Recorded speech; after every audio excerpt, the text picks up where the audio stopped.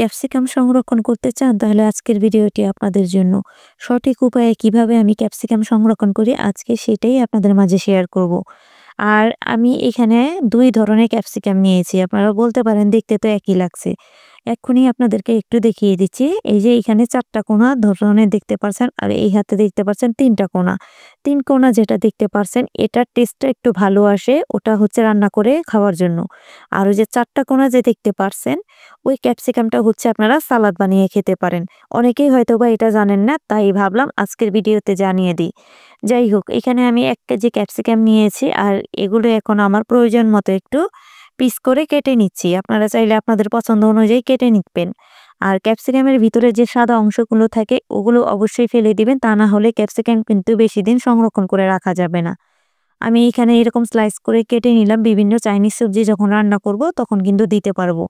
এছাড়া আমি আরেকটা ক্যাপসিকাম এখন কেটে নিচ্ছি, একটু লম্বা করে কেটে নিব, যাতে করে আমি পিজ্জা বা হচ্ছে নুডলস এগুলোতে দিতে পারি।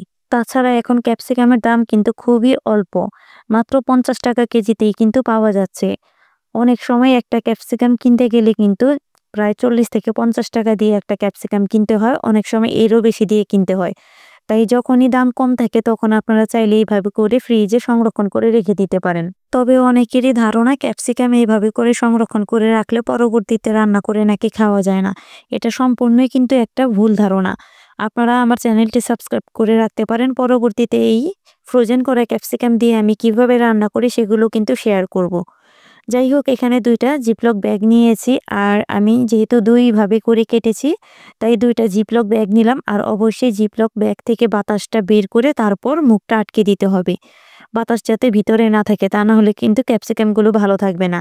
আমি এখানে ক্যাপসিকামগুলো কেটে নিয়েছি, দেখতেই পারছেন আমার পছন্দ মতো। আপনারা চাইলে আপনাদের পছন্দ অনুযায়ী কেটে নিতে পারেন। আমি এখানে ২ ভাবে কেটে নিয়েছি, আপনারা চাইলে আরো অনেকভাবে কেটে নিতে পারেন। যাই হোক, এই ক্যাপসিকামগুলো এখন ডিপ ফ্রিজে আমি রেখে দিব। পরবর্তীতে যখন রান্না করব অবশ্যই আপনাদের মাঝে শেয়ার করব। আর এর জন্য আপনাদেরকে আমার চ্যানেলটির পাশেই থাকতে হবে। আর ভিডিওর কোনো অংশ ভালো লেগে থাকলে প্লিজ এটি লাইক দিতে ভুলবেন না। আল্লাহ হাফেজ।